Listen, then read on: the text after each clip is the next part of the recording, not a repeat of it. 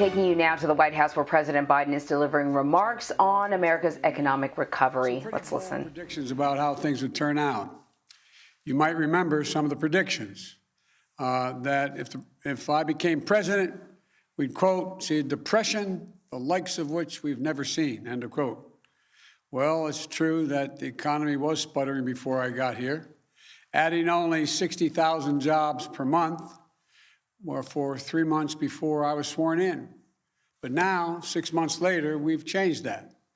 We've gone from 60,000 jobs per month to 60,000 jobs every 3 days, more than 600,000 jobs per month since it took office, more than 3 million new jobs all told. That's the fastest growth, I'm told, at this point in any administration's history. Another prediction that is my favorite one, I must add, is that if I got elected, I'd bring the end to capitalism. I never understood that one, but we've heard an awful lot. Well, in 6 months into my administration, the U.S. economy has experienced the highest economic growth rate in nearly 40 years. And we know we knew that we needed to launch a wartime effort to get America vaccinated and pass a powerful American Rescue Plan. We did both those things. And now the forecasters have doubled their projections for growth this year in the economy to 7% or higher. In fact, the U.S. is the only developed country in the world where growth projections today are stronger than they were before the pandemic hit. At the same time, companies across the country are giving workers a raise, unusual thing. And the number of new unemployment claims has been cut by more than half since I took office. And by the way, 2 weeks ago, I issued a major executive order promoting fair and open competition, which is the cornerstone of American capitalism. Banning non-compete clauses that suppress workers' wages, lowering the price of things like hearing aids, prescription drugs, internet service, along with dozens of other actions. Folks, it turns out capitalism is alive and very well. We're making serious progress to ensure that it works the way it's supposed to work, for the good of the American people. So for all those predictions of doom and gloom 6 months in, here's where we stand. Record growth, record job creation, workers getting hard-earned breaks. Look, we brought this economy back from the brink, and we've designed our strategy not only to provide for a temporary boost, but to lay the foundation for a long-term boom that brings everyone along. You know, that's why we designed the American Rescue Plan, to help not just all those, everyone at once, but over the course of a full year and beyond.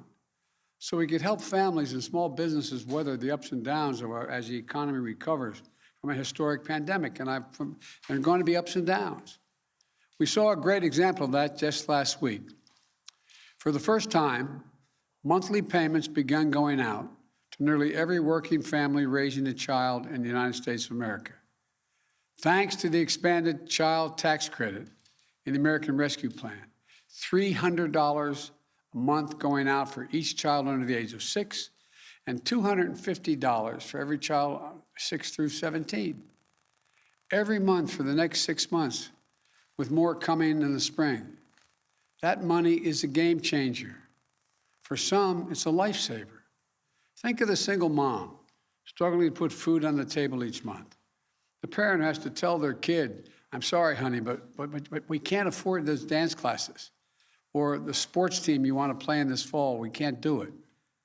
You know, they can't wait for the credit against their taxes to be coming next year as a tax credit. They need cash in their pockets today. For families with the least, this money will do the most, dramatically reducing child poverty in America.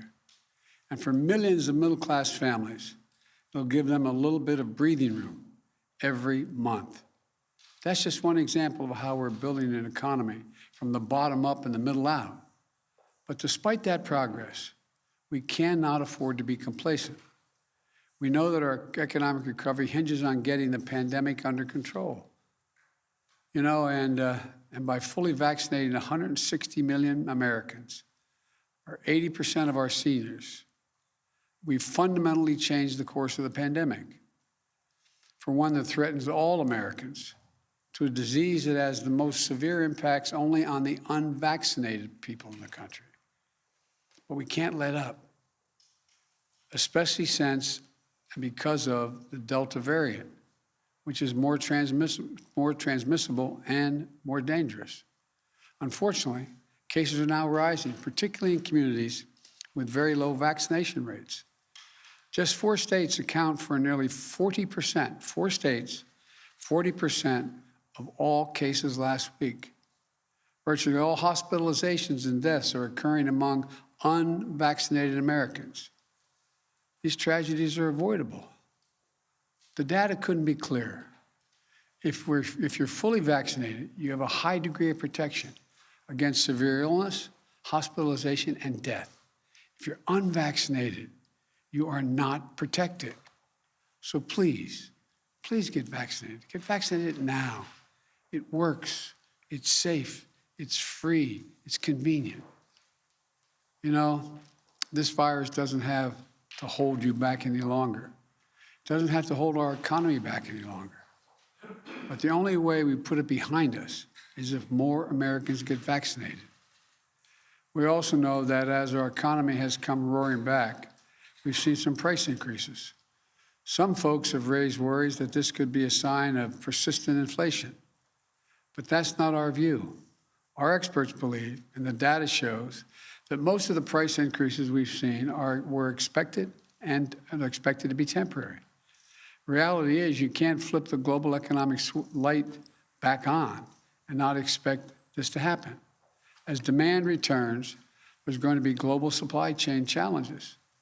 We've seen that in semiconductors, which are used in automobiles. That global shortage has slowed vehicle production, creating a temporary spike in car prices. That's a real challenge. My administration is doing everything we can to address it. But again, these disruptions are temporary. Lumber prices are another example. They spiked early in our recovery, but in recent weeks, they began to fall. They've fallen by more than 50%. In the hospitality industry, prices are returning to where they used to be. Economists call all these things transitory effects, and they account for about 60% of the price increases we've seen over the last few months. I want to be clear. My administration understands that if we were to ever experience unchecked inflation over the long term, that would pose a real challenge to our economy. So while we're confident that isn't what we're seeing today, we're going to remain vigilant about any response that is needed. As I made clear to Chairman Powell of the Federal Reserve when we met recently, the Fed is independent. It should take whatever steps it deems necessary to support a strong, durable economic recovery. But whatever different views some might have on current price increases, we should be united in one thing: passage of the Bipartisan Infrastructure Framework, which we shook hands on. We shook hands on. And my Build Back Better plan will be a force for achieving lower prices for Americans looking ahead. It's another reason why the investments are so important. If we make prudent multi-year investments in better roads, bridges, transit systems, and high-speed internet, in a modern, resilient electric grid, here's what will happen. It breaks up the bottlenecks in our economy. Goods get to consumers more rapidly and less expensively. Small businesses create and innovate much more seamlessly. If we increase the availability of quality, affordable child care, elder care, paid leave, more people will enter the workforce. These steps will enhance our productivity, raising wages without raising prices. That won't increase inflation. It will take the pressure off of inflation, give a boost to our workforce, which leads to lower prices in the years ahead. So if your primary concern right now is inflation, you should be even more enthusiastic about this plan. And as we promote fair competition in our economy through the executive order I mentioned, it'll drive down prices even further. New businesses will get in the game. competing against those giant corporations who have been free to ramp up prices because they haven't had any real competition. Look, the bottom line is this.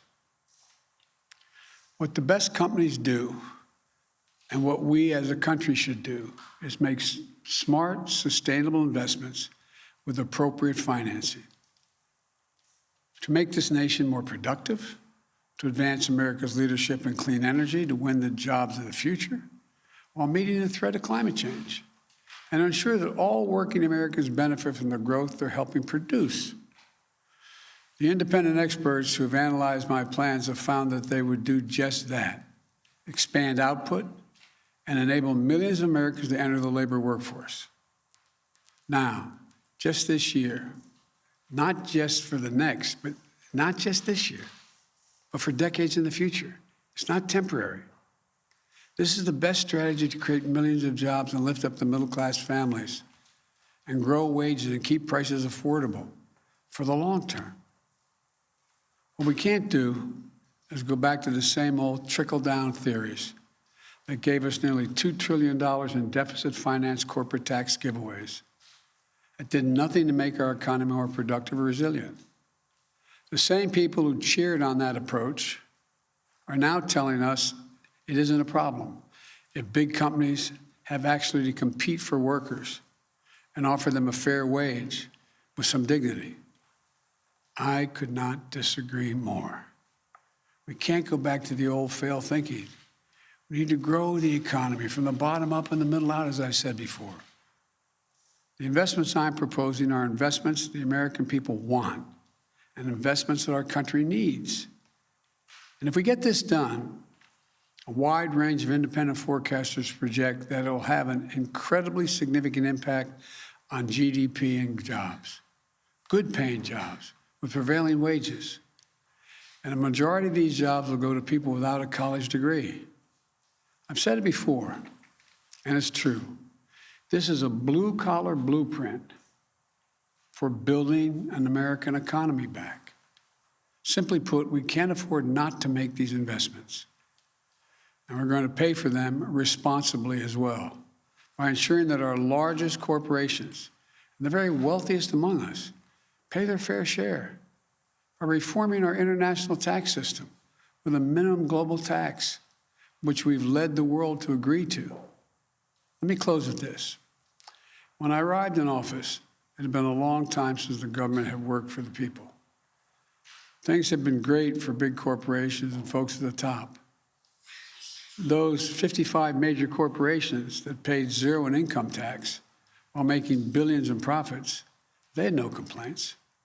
When I took office, I made a commitment to the American people that we're going to change that paradigm so working families could have a fighting chance again to get a good education, to get a good job and a raise, to take care of the elderly parent or the child with a disability, and still be able to go out and earn a good living, to stop losing hours of their life stuck in traffic because the streets are crumbling or waiting for slow, spotty internet to connect them to the world.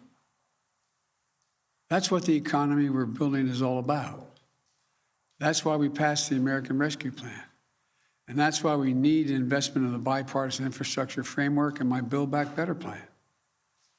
Our economy has come a long way over the last 6 months. Can't slow down now.